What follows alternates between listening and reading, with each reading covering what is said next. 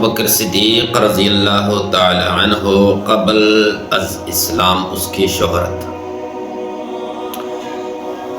دور جاہلیت میں بھی سیدنا ابو بکر صدیق رضی اللہ تعالی عنہ قریش کے اشراف اور معزز لوگوں میں شمار ہوتے تھے،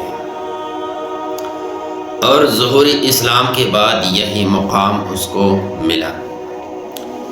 حضرت ابو ہریرہ رضی اللہ تعالیٰ عنہ سے روایت ہے کہ رسول اللہ صلی اللہ علیہ وسلم نے فرمایا تجدون الناس معادن خیارهم فی الجاہلیت خیارهم فی الاسلام اذا فقہوا، رواہ بخاری۔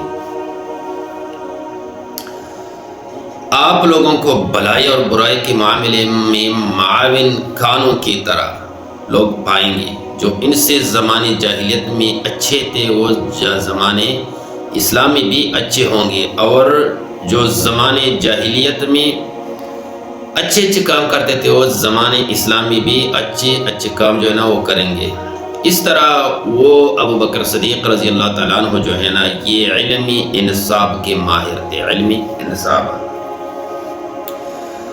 آپ رضی اللہ عنہ قریش میں قریشوں کے انصاب کے سب سے زیادہ ماہروں کو سب سے زیادہ جاننے والے اور ان کی خیر اور شر سے زیادہ واقف تھے، جیسا کہ سیدہ عائشہ رضی اللہ تعالی عنہا بیان کرتی ہے کہ رسول اللہ صلی اللہ علیہ وسلم نے فرمایا ہے وَإِنَّ أَبَا بَكْرَ أَعْلَمُ قُرَيْشٍ بِأَنْصَابِهَا، بے شک ابو بکر صدیق رضی اللہ تعالی عنہ قریش میں ان کی انصاب کا سب سے زیادہ علم رکھتے ہیں۔ اسی طرح حضرت ابو بکر صدیق رضی اللہ تعالی عنہ سخا اور مہمان نوازی میں بہت مشہور تھے۔ عرب میں ضیافت اور مہمان نوازی میں امتیازی اور منفرد حیثیت کا مالک تھے۔ قبیلہ قارہ کے سردار تھا ابن دغنہ۔ حضرت ابو بکر صدیق رضی اللہ تعالی عنہ جب مکے کے کفاروں نے اہل قریش نے اپنے خاندان نے تنگ کیا تو اس نے حبشے کے طرف ہجرت کا جو ہے نا ارادہ کیا۔ راستے میں ایک مقام ہے، اس مقام کا نام ہے برق غماد، اور یہ برق غماد علاقے کا سردار ہے ابن دغنہ۔ تو حضرت ابو بکر صدیق رضی اللہ عنہ جب برق غماد پہنچ گیا تو وہاں پہ ابن دغنہ اس سے ملا اور اس سے ملاقات کی۔ پھر حضرت ابو بکر صدیق رضی اللہ عنہ سے پوچھا کہ کیا کر رہے، کدھر جانے کا ارادہ ہے، خیر تو ہے نا؟ تو حضرت ابو بکر صدیق نے کہا کہ اخرجنی قومی فارید ان اسیح فی الارض او اعبد ربی، میرے قوم نے مجھے نکالا ہے تو میرا دل کر دے کہ میں دنیا کی سیر کرو اور اللہ تعالیٰ کی عبادت کرو۔ تو اس میں ابن دغنہ نے کیا جواب دے دیا؟ ابن دغنہ نے حضرت ابو بکر صدیق رضی اللہ عنہ کو یہ جواب دے دیا فَإِنَّ مِثْلَكَ یا ابو بکر لا يخرج ولا يخرج إِنَّكَ تَكْسِبُ الْمَعْدُومَ وَتَصِلُ الرَّحْمَ وَتَحْمِلُ الْكَلَّ وَتَقْرِي الضَّيْفَ وَتُعِينُ عَلَى نَوَائِبِ الْحَقِّ، اے ابو بکر تجھ جیسے لوگ نہ از خود نکلتے ہیں اور نہ کوئی اس کو نکالتے ہیں،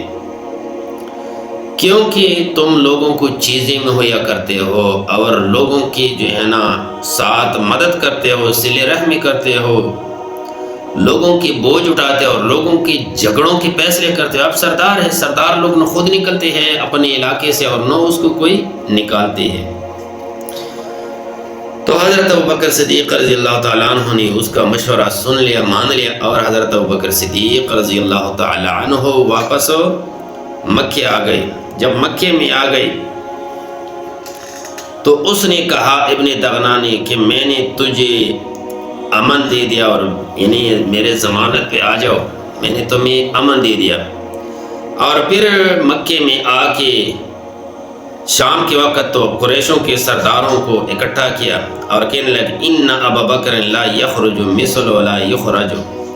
اتخرجون رجلا یکسب معدوما ویصل الرحم ویحمل الکل ویقر الضیف ویعین علی نوائب الحق۔ اے لوگو، بے شک ابو بکر اعلیٰ اخلاق کا مالک ہے۔ اس طرح شخص نہ اپنے علاقے سے نکلتا ہے اور نہ نکالا جاتا ہے۔ کیا تم ایسے شخص کو نکالتے ہو جو لوگوں کو چیزیں مہیا کرتے ہیں جو ان کے پاس نہیں ہوتے، اور صلہ رحمی کرتا ہے اور دوسروں کی بوجھ اٹھاتا ہے اور مہمان نوازی کا حق جو ہے نا ادا کرتا ہے اور حقداروں کا، کمزوروں کا یعنی مدد کرتا ہے، ایسے لوگ کیوں تم نکالتے ہو؟ تو یہ حضرت ابو بکر صدیق رضی اللہ تعالیٰ عنہ کی کچھ اچھے اخلاق تھے، اور کچھ اس سے اور بھی زیادہ ہے، وہ بعد میں آئیں گے۔ اسی طرح ابن دغنہ کے اس قول پہ گفتگو کرتے ہوئے فرماتے ہیں حضرت ابن حجر عسقلانی رحمۃ اللہ علیہ کہ ابو بکر صدیق کے عظیم ترین مناقب میں سے ابن دغنہ کا یہ قول ہے کہ یہاں ابن دغنہ نے سیدنا ابو بکر کی وہی اوصاف بیان کیے جو ام المؤمنین سیدہ خدیجہ رضی اللہ تعالیٰ عنہ نے بعثت کے وقت رسول اللہ صلی اللہ علیہ وسلم کے بیان کیے تھے۔ جب رسول اللہ صلی اللہ علیہ وسلم پیغمبر ہو گئے تو اس کے اوپر ایک ہیبت طاری ہو گئی اور وہ کپ کپی شروع ہو گئی، اور رسول اللہ صلی اللہ علیہ وسلم کی جسم پہ جس طرح بندے کو تیز بخار ہو، تو اس نے حالات بیان کی حضرت خدیجہ سے۔ تو حضرت خدیجہ رضی اللہ عنہا نے فرمایا کہ اللہ تعالیٰ آپ کو کبھی شرمندہ نہیں کرے گا، آپ لوگوں کی مدد کرتے ہیں، صلہ رحمی کرتے ہیں، لوگوں کے فیصلے کرتے ہیں، آپ صادق ہے، امین ہے، اچھے کام کرتے ہیں، اللہ تعالیٰ کو کبھی ذلیل نہیں کرے گا۔ تو اسی طرح ابو بکر صدیق کی الفاظ کے لیے یہ الفاظ ابن دغنہ نے بولی۔ اسی طرح حضرت ابو بکر صدیق رضی اللہ تعالیٰ عنہ ایک تاجر تھا، تاجر پیشہ انسان تھا،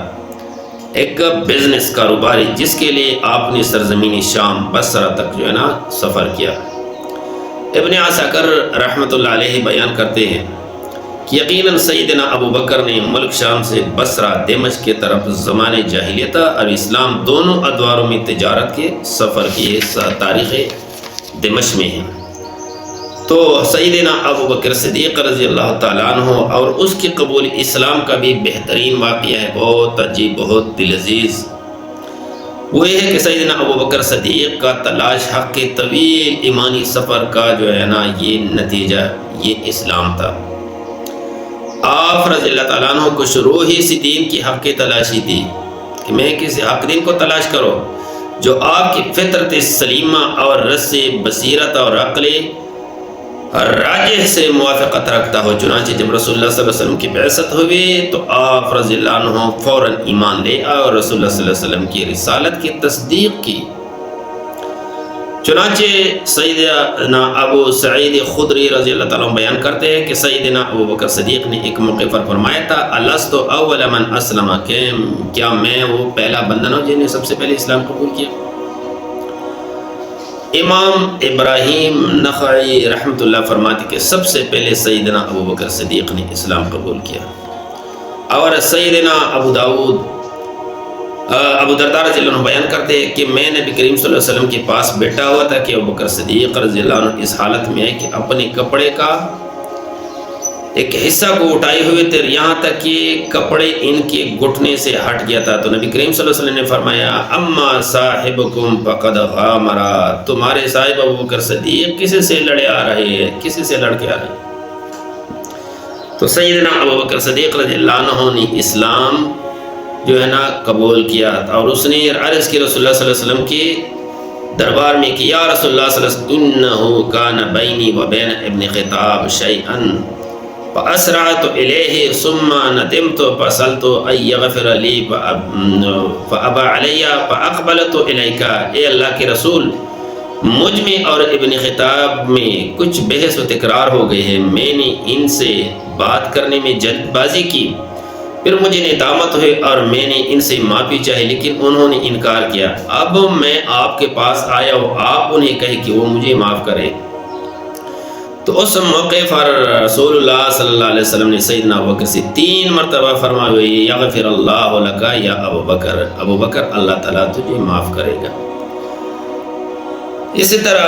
حضرت ابو بکر صدیق رضی اللہ تعالیٰ عنہ جب عمر رضی اللہ عنہ کے گھر آئے اور پوچھا کہ ابو بکر گھر میں ہے یا نہیں، تو ابو بکر گھر والوں نے کہا نہیں، وہ تو نبی کریم صلی اللہ علیہ وسلم کے پاس آئے اور سلام کیا۔ تو سیدنا عمر اس پر خفا نہ ہو جائے، اور وہ جو ہے نا وہ خود نبی کریم صلی اللہ علیہ وسلم کے پاس چلے گئے اور اس نے یہ عرض کیا کہ یا رسول اللہ واللہ انا کنت ازلم، اے اللہ کے رسول، اللہ کی قسم غلطی میری تھی۔ تو ابوبکر رضی اللہ عنہ فرمائے میری غلطی ہے، عمر رضی اللہ عنہ فرمائے میری غلطی۔ ایسی دوستی، ایسی یاری، ایسی صداقت، ایسی سچائی، یہ اسلام کے موتیوں کا جیومر ہے، جیومر۔ یہ بہت قیمتی ہیرے ہے، اس کی زندگی کو اپنانی ہے، اس کی زندگی کے طرز عمل کو اپنا